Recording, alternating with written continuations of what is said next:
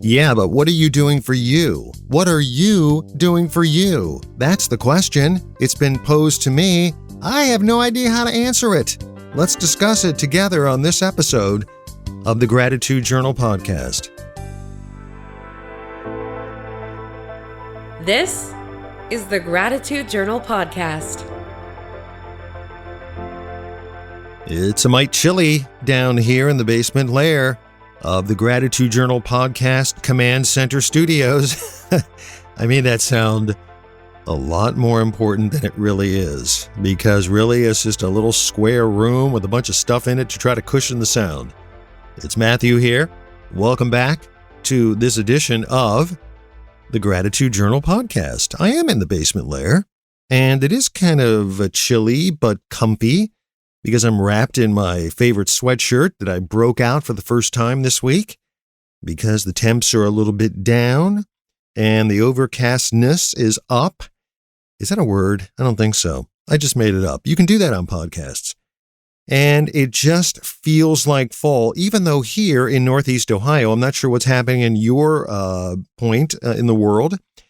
And I definitely know of, like, if you're in Hawaii, I kind of know what's going on. But I mean, in our part of the world, we're waiting really for the leaves to change. I mean, there's little splotches of things. You know, it would be like if you gave a child an autumn tree assignment and they started to like put in colors on the green tree with little bits and pieces. That's kind of the way it looks in our neighborhood. And what's really odd is our city collects leaves that you rake. So rather than putting them in paper sacks or putting them in plastic bags, you can actually rake the leaves out to the curb. So our street has a curb. We're in a city. And you can pile them up next to the curb, so in the road.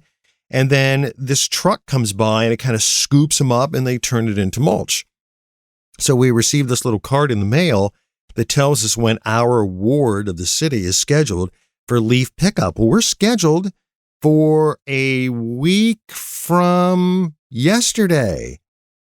And there's no way that they can pick up leaves because the leaves haven't even turned, which means the leaves primarily haven't even fallen. And I know that they haven't fallen because my neighbor's trees, his leaves always come off last. And I'm really just on the nick of feeling flurries in my face with the rake, raking those leaves from my yard back out into the street.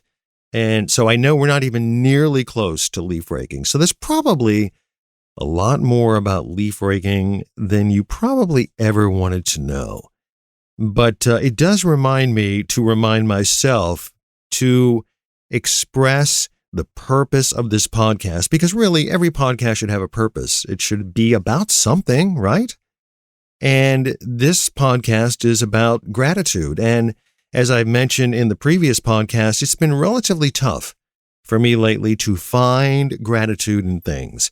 And I'm just in that particular period of my existence over the past couple of months where just a number of things have kind of snowballed, or they've snowballed like they normally do. And I've just been better in other periods of interpreting what they mean and what they're supposed to mean and how I'm supposed to filter it and process it and all that other junk. I just haven't been very good at processing. And so I hope to be better at processing so that I can have a better fix, a better perspective on what this podcast is supposed to be about. And that is to find the slivers of gratitude, and maybe sometimes they're big, large lakes of gratitude for the things that we have, not the things that we want, not the things that we did have, although both of those things are tough for me sometimes, as they are primarily, I think, for a lot of people, but the things that are in front of us. And I can say right off the bat, and I mentioned this to Donna yesterday, and I know I've addressed it in the past, but I felt an overreaching sense of gratitude yesterday when we went to visit my parents. And I do that, try to do that once a week. And as some of you know, my parents just turned 93. They live in this little apartment that is just it's a horrible apartment. It's horrible because it's dirty and they won't let anybody in to clean it. And it's just, I almost kind of like hate walking in. But the part I like about walking in is that I get to see them and visit them. Now, the visit is always kind of, because my father, he can be kind of irascible and he's sometimes in a bad mood. And my mother is eternally in a good mood. And, they say the same stories over and over and they repeat the same verbiage. And my mother asks me the same questions all the time. My father's begun to ask the same questions all the time. And my father's also started this kind of really weird thing with muttering to himself, like talking to himself. And sometimes he does it fairly loudly. And it can be about something you just said. So he's responding to it, but he's not responding to me. He's responding to himself. And sometimes his responses are not really all that great. And but that's just the thing when you have your folks at 93. And I said to Donna driving home, and she says, you should feel really lucky. And I said, I do feel lucky because here I am at my age. I still get to walk into this apartment and I get to see and talk to my parents. It's not like a mythical thing. It's not like a fake conversation that maybe you want to have with somebody after they're gone. It's like the real thing. And so for that, I'm really, really grateful.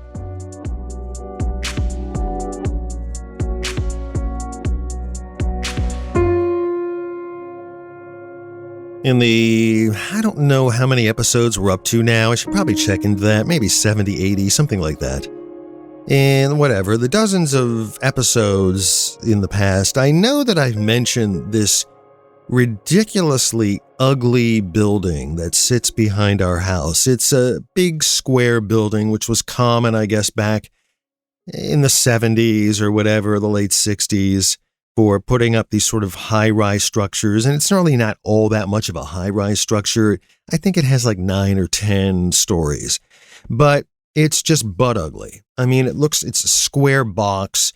It kind of sticks out. And I know the builder probably built several of these around corresponding suburbs here in Akron because some of them look almost exclusively the same as the one that sits behind, I want to say, I guess, on the southwest side of our house.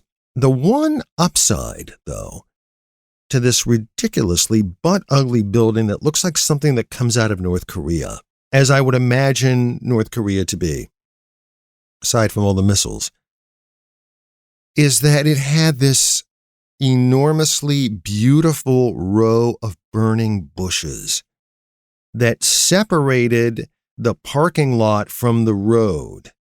And I've always used as a sort of a benchmark since we've been here and since I was talking about autumn, kind of where we are in the calendar of things. Like, let's say calendars didn't exist.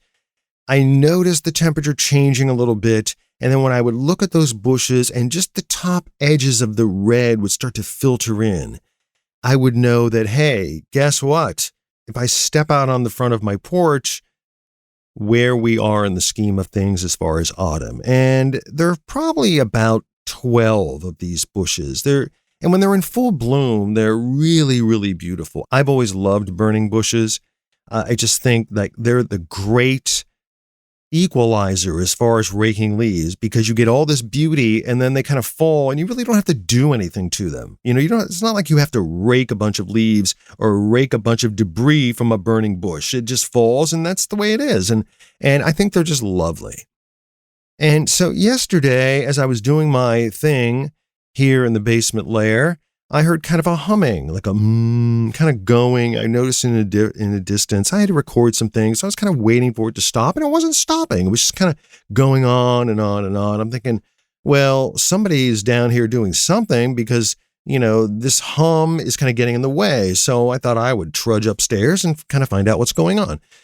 So I poked my head out the front window and here a crew of tree removal people were cutting down the burning bushes. After almost 12 years of being here, they cut them down. I couldn't believe it. I said to Donna, They're cutting down the burning bushes. I mean, like all of them, every single one down. And it just depressed the hell out of me. How could they do that? Who would do such a thing? I live with a master gardener. You don't kill anything. You try to repurpose something all the time. My wife has plants that are 30 years old. She has a plant that was in the lobby of the first radio station I ever worked at, when she would come over in the evening and sneak in, bring me food. And she noticed this kind of forlorn plant, and she kind of swiped it and said, I'm going to take care of this plant. And we've been carrying it and carting it around everywhere we've gone. You don't cut something down unless it's absolutely necessary. And what could possibly have been necessary about cutting down these burning bushes?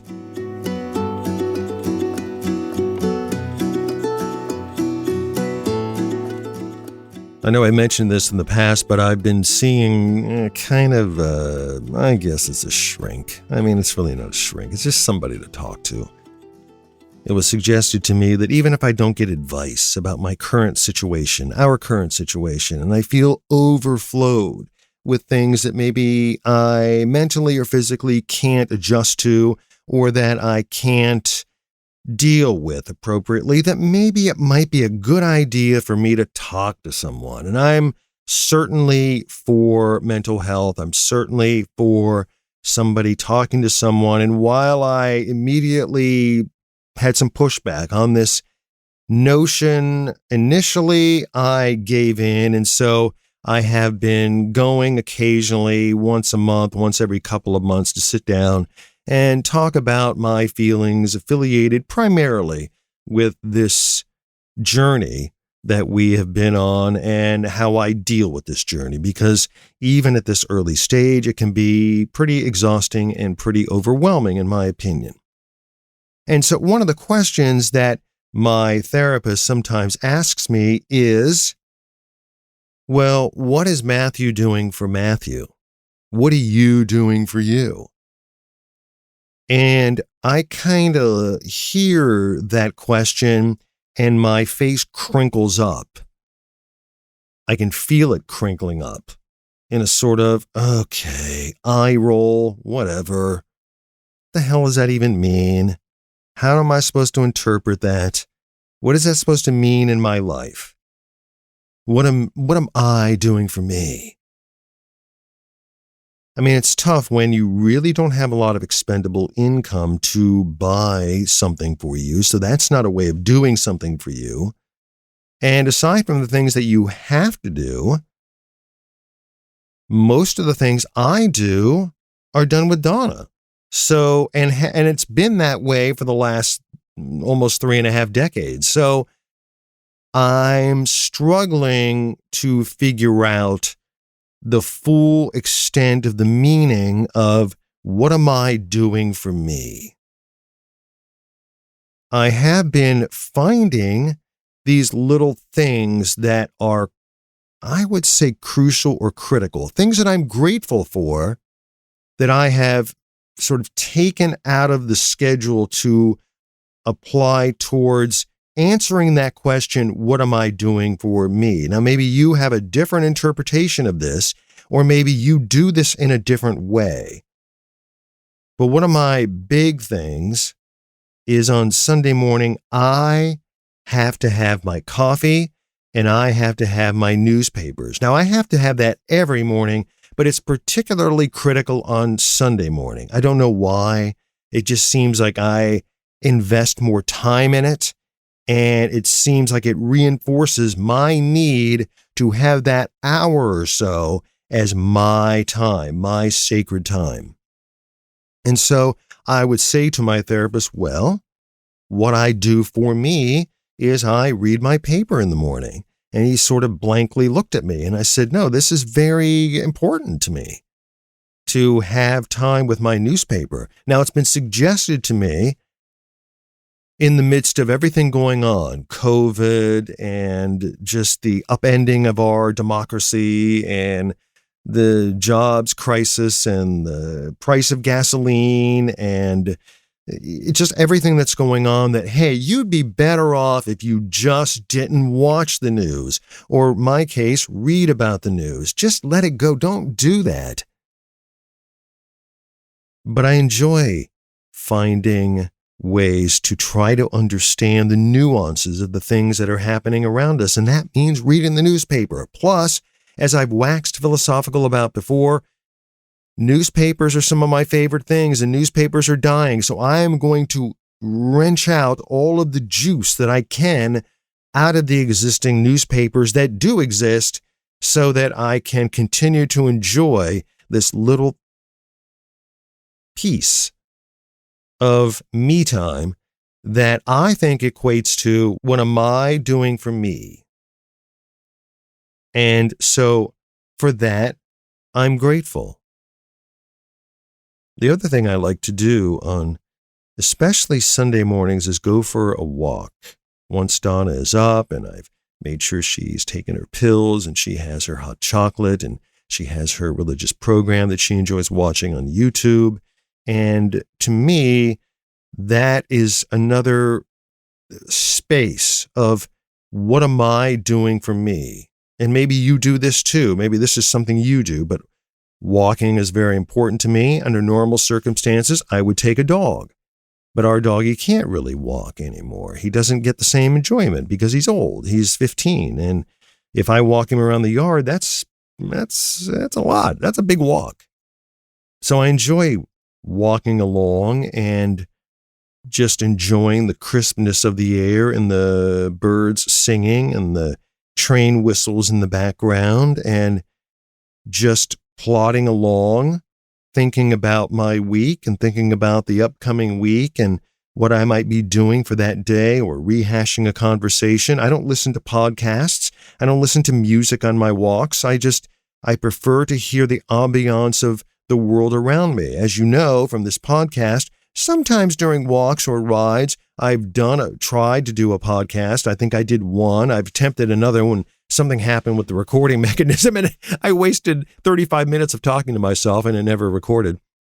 So you would think that someone who has experience with audio recording would have figured that out by now. But this walk is relatively important to me. So I think that's giving me some me time and that's what I'm doing for me. So I require that time. I would say too that I enjoy craft beer. So I look forward to the beverage that I'm going to have in the evening.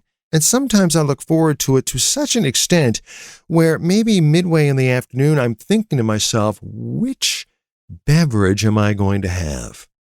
What do I feel like? Where are we in the beer year? What do I need to have before this particular seasonal selection goes by the wayside? What do I need to enjoy right now because next month I may not be able to enjoy it? What am I going to have? This is very critical. The glass has to be cleaned efficiently. The beer has to be at optimum temperature. I have to make sure that I have everything done and Donna has her bath water and she has everything set up for her evening and Izzy has been out and I don't want to be disturbed. I just want to sit down with my beverage and I just want to enjoy the beverage and I just want to look at its color and I want to sniff at its aroma periodically as the liquid goes down in the glass and as that beverage warms up and noticing its change, from an olfactory perspective and certainly from a taste perspective. I really enjoy beer. My palate's very attuned to it. And so this is a joy for me. This is, to me, treating myself. This is me taking care of me. Now, some would say, yeah, but that involves alcohol, and maybe you're kind of tilting in that direction. And I would say, no, I don't think so. I mean, if you said, okay, you can't have this tonight, I mean, it's not like I would start to shudder, but it is something that I enjoy and that I look forward to. And for me, I'm grateful for that. I'm grateful for that little small time, that 20 minutes that I get to focus on that beverage.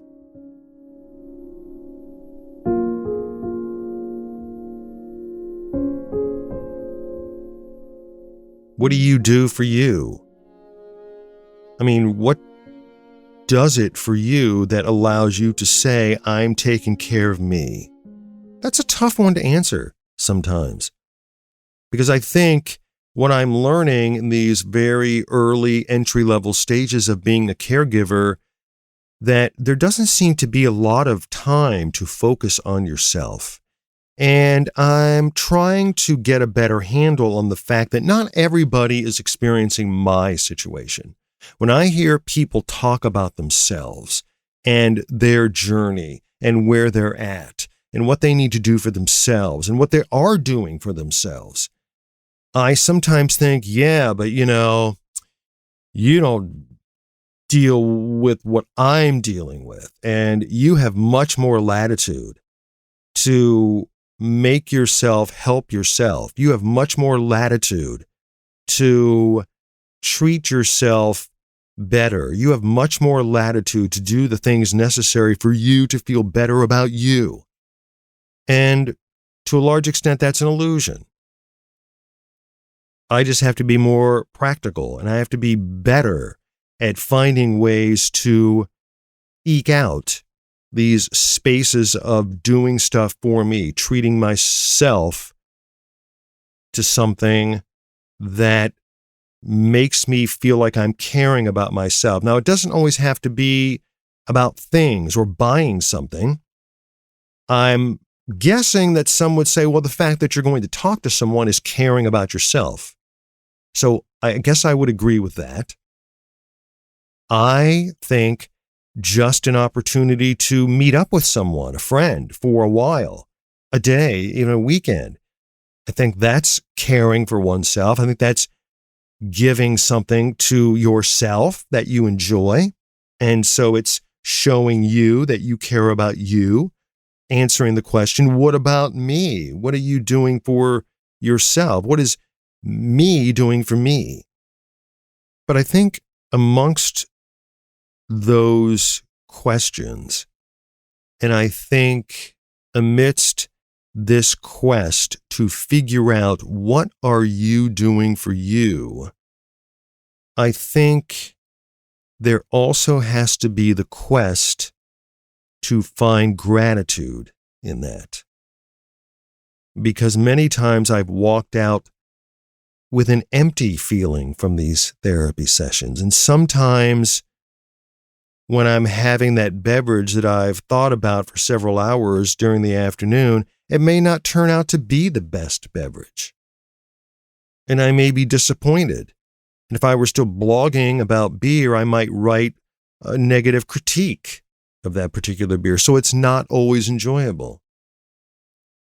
And putting yourself in a position to treat yourself well or to give yourself something that you deserve, it may not always turn out that way. And I think it's important, even though I haven't fully realized this, I think it's important to figure out the gratitude part of those experiences, the fact that you allowed yourself to feel good, the fact that you allowed yourself to invite a stranger into your world to help you progress to another level, the fact that you allowed yourself to put yourself in a position to learn something new or approach something new or take advantage of an opportunity.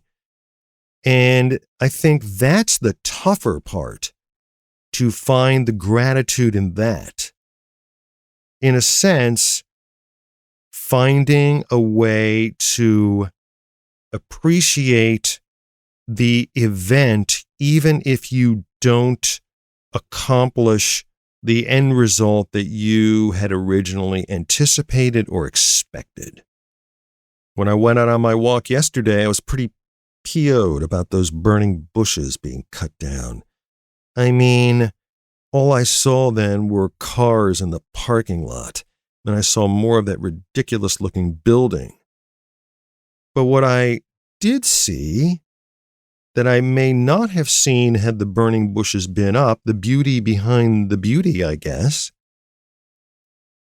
is somebody just walking along, walking over to their car, slowly, methodically, taking in the morning air, and I stopped and watched this person walk, and I thought, this reminded me of a morning at the seminary when I was walking across from the college residence hall over to the refectory to get a cup of coffee prior to the start of class. And just like this morning, the sun was coming up. There was a little bit of fog, like a little bit of mist. And I was walking across the walkway in the middle of the courtyard between the two buildings.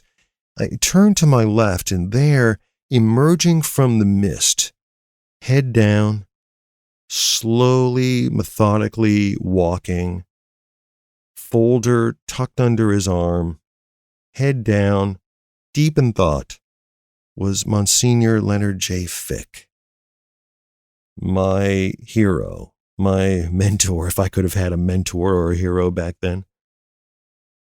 And I didn't acknowledge him, and he didn't acknowledge me. It was just almost a mystical experience, just watching him saunter along at an even pace, starting his day, praying maybe, thinking maybe, the same as that person who was methodically walking to their car, maybe to go to church, maybe to go to work. Maybe they didn't have a car. Maybe I'm assuming they were walking to their car. But those burning bushes not being there would never have reminded me of that experience. It would never have given me pause to stop and wonder what's going on in that person's world. And it took the focus off my own world just for a brief second. And in a strange way, I was kind of grateful for that. I was, in a strange way, kind of grateful for the cutting down of those burning bushes. Now, I may not feel that way tomorrow, but I did today. And for that, I'm grateful.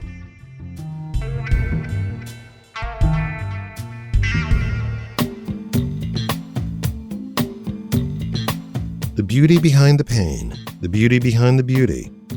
Sometimes the two are intermingled. Sometimes the two can be the same. That's something I'll have to ponder on today. The other thing I'm going to ponder on is the fact that I'm going to treat myself and reward myself. Maybe that's a bad word, reward, treat. It's the only thing I can come up with. A way to answer the question, what is Matt doing for Matt? And this week I'm cutting ties with a client. And I know that sounds weird because that means cutting ties with money. But I'm cutting ties with a client. And it's a client I've had for the past year. And it's a client that, let's just say, I don't know that I've had the best relationship with.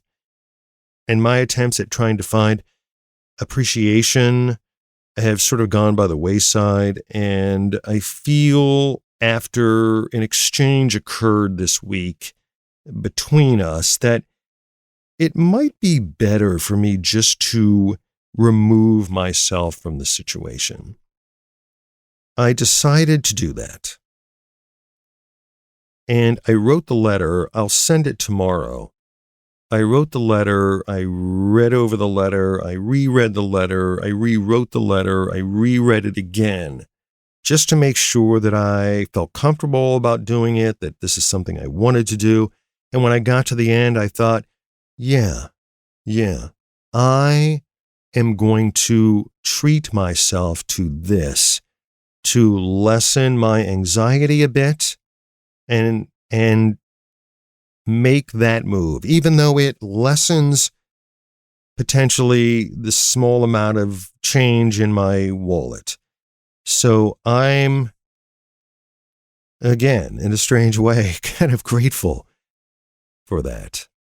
Grateful that I've had the opportunity to earn from this person, but grateful too to realize that sometimes it's just better to do what you need to do for yourselves, to find the beauty behind the beauty, and sometimes the beauty behind the pain.